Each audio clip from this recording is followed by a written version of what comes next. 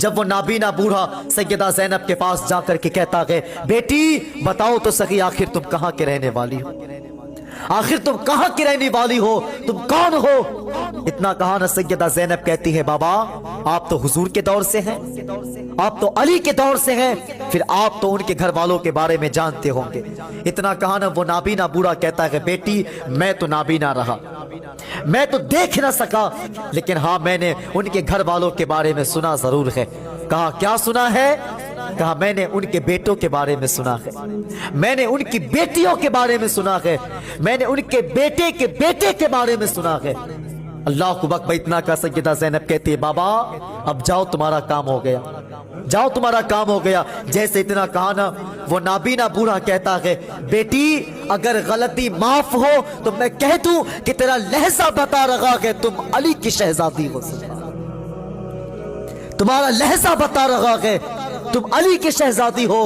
اور بھائی یہ ہے صاحب اقتدار لوگ، یہ صاحب اقتدار لوگ ہے، اگر زمین پہ اشارہ کر دے تو سونا نکل آتا ہے۔ کیا یہ کرسی کے لیے کربلا گئے تھے؟ ہاں کیا یہ اقتدار کے بھوکے تھے؟ اللہ اکبر، تم جانتے کیا ہو نبی کے گھر والوں کے بارے میں؟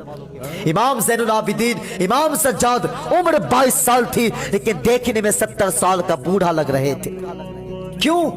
تاریخ میں سب سے پہلے جس کے گلے میں توق ہاتھ میں ہتھکڑی ڈالی گئی وہ امام زین العابدین کے ہاتھ میں ڈالی گئی۔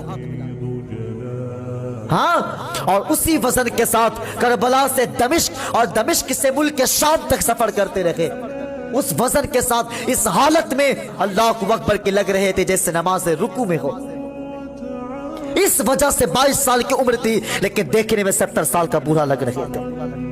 اللہ اکبر، اور جب گلے میں توق ہاتھ میں ہتھکڑی ڈال کر کے جب ایک شہر سے گزرے نا تو ایک شخص سامنے آ کر کے کہتا ہے او بے گناہ قیدی ذرا میرے حق میں دعا کر دو۔ ہاں جانتے کیا ہو میرے نبی کے بارے میں، ان کے گھر والوں کے بارے میں؟ انہیں مجبور کہنے والوں کان کھول کر کے سن لو، اقتدار کی لڑائی تھی، یہ کہنے والوں کان کھول کر کے سن لو۔ جب وہ اجنبی سامنے آ کر کہتا ہے او بے گناہ قیدی میرے حق میں دعا کر دو، اتنا کہا امام زین العابدین امام سجاد اس کی طرف رخ کر کے کہتے ہیں وانے والے تجھے کیسے پتا کہ میں بے گناہ قیدی ہوں؟ جب اتنا کہا نا وہ گیا اور کتاب لے کر کے آیا، کتاب لے کر کہتا ہے یہ ہے 500 سال پرانی کتاب، اس میں لکھا ہے کہ جمعہ کا دن ہوگا، گلے میں توق ہوں گے، 72 نیزے ہوں گے، اس پہ رکھا سر ہوگا، سر میں زبان ہوگی اور زبان پہ جاری قرآن ہوگا، اور اس میں یہ بھی لکھا ہوا ہے